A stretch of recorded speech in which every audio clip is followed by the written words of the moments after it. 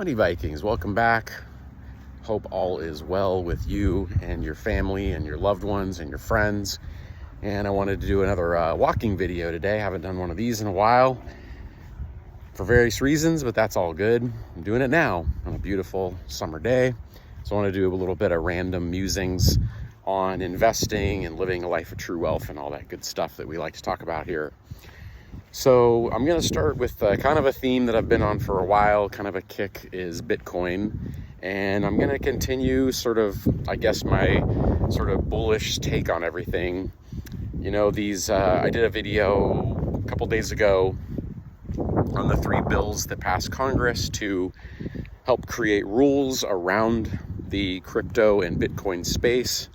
And really, this is something I've been involved with crypto now, believe it or not. Jerry first introduced me, in 2017 or 18, maybe something like that. So it's amazing how time goes by. So it's actually been quite a while.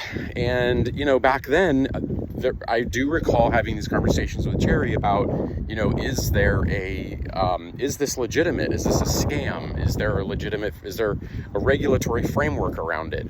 When you're doing things with your capital and your money, you're always analyzing and looking at risk. Okay, that's part of the equation. That's part of investing. It's a risk versus return scenario.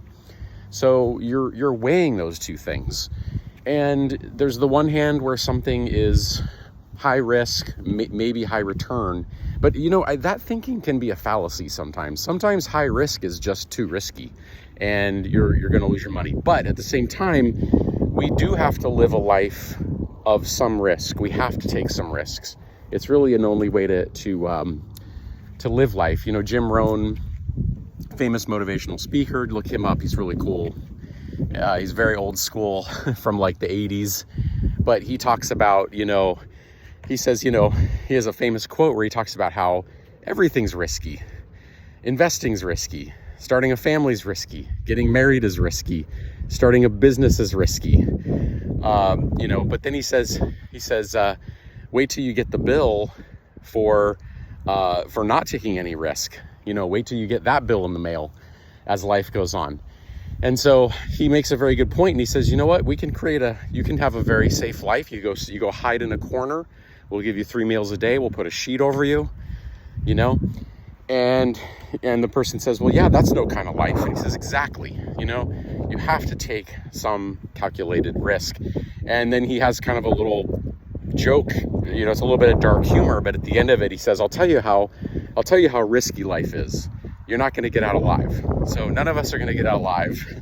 Hopefully we'll be living a long, prosperous, fruitful life, but life is not a success-only journey. There's going to be challenges along the way. There's going to be bumps in the road.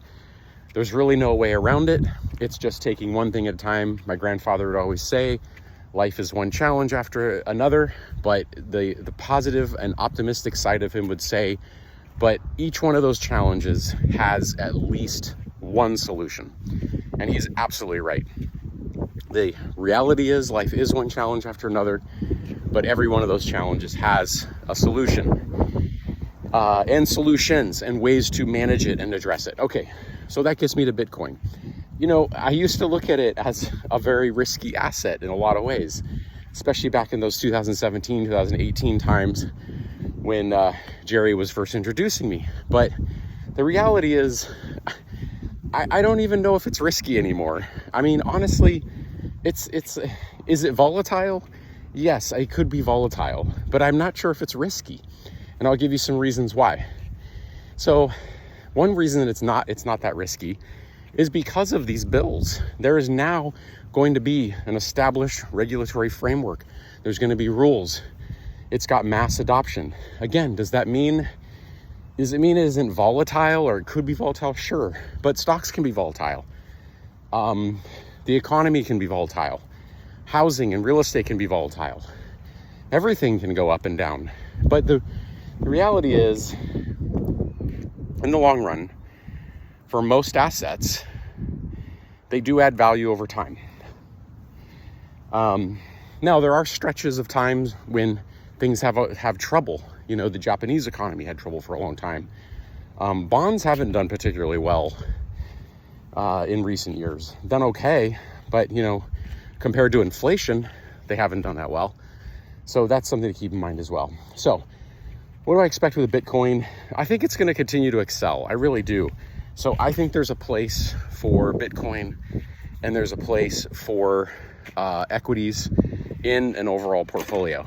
And again, I'm kind of thinking that, my exposure of those assets will go up over time because, I think the reality is that people are hungry for something different.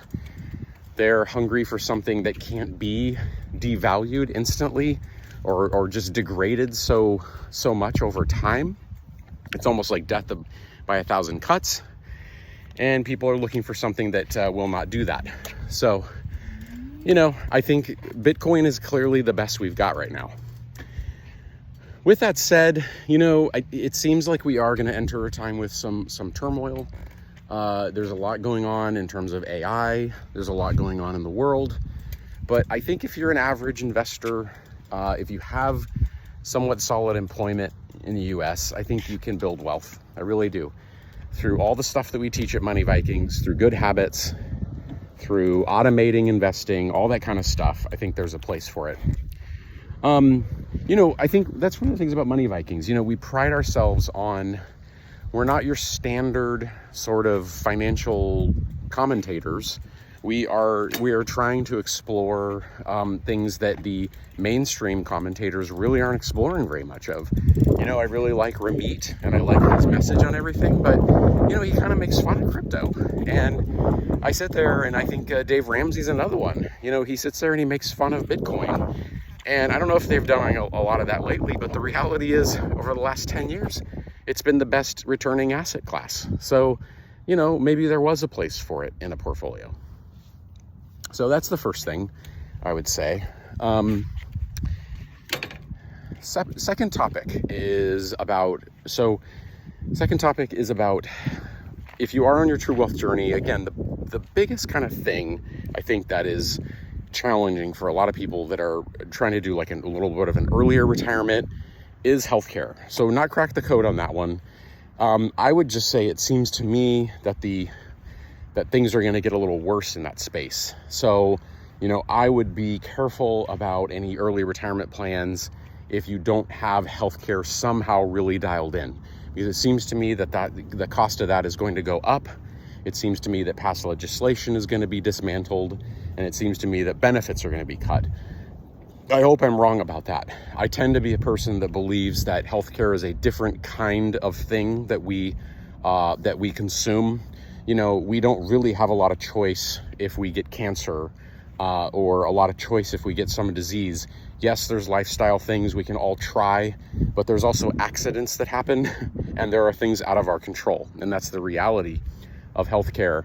And so it's not like shopping for, a TV at Walmart and you're picking the one that has the best value to you. I feel like healthcare is different, but that's something you have to be careful with if you are on that whole FIRE journey and the early retirement thing. It's what's kept me very cautious about pulling the trigger on that over the years.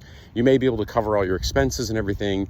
You might have passive income, you might have good assets, but the reality is you got to get that healthcare thing dialed in. That could really throw a monkey wrench. And that's kind of what Susie Orman kind of talks about. That's one of the reasons she was a big critic of the FIRE movement back in the day, was for those reasons. She just kind of didn't like it. So anyway, all right, that's that. And this is kind of random. I know this is random today. I'm doing like random thoughts. So you can put me on in the background or not. You can turn me off. You can, whatever you want to do. I don't care. So let's see what else. Yeah. So the other random thing I want to talk about, I want to talk a little bit about collectibles right now. So next week is Comic-Con week, and I'm starting to really realize that the majority of collectibles are really not worth your time. So unless you really love the object or you love the collectible, you got to be really careful about parking money in these things. And again, this is years of investing in this stuff, talking with older collectors. You just got to be real careful with collectibles. Do key comics go up? Yes, they do. They kind of ebb and flow also with whatever is the popular kind of thing going on. So obviously you know, Fantastic Four comics, and Superman is having its, you know, heyday right now. I loved the Superman movie, by the way. I was a big fan. Went and saw that with a friend of mine. So cool, loved it. So anyway, got to be careful with the collectibles. Yes, I love collectibles. Yes, I do like having some money in collectibles, but you know, you got to look at the space, you got to look at the time you're spending, you got to look at why you're buying it, and you got to really like the object. It's not really your traditional kind of investment vehicle. It takes a lot of work, there's transaction costs, etc. So you got to be careful about that. All right, so these are just a few random thoughts today, guys. Thanks for joining. I'll see you on the next one. Take care.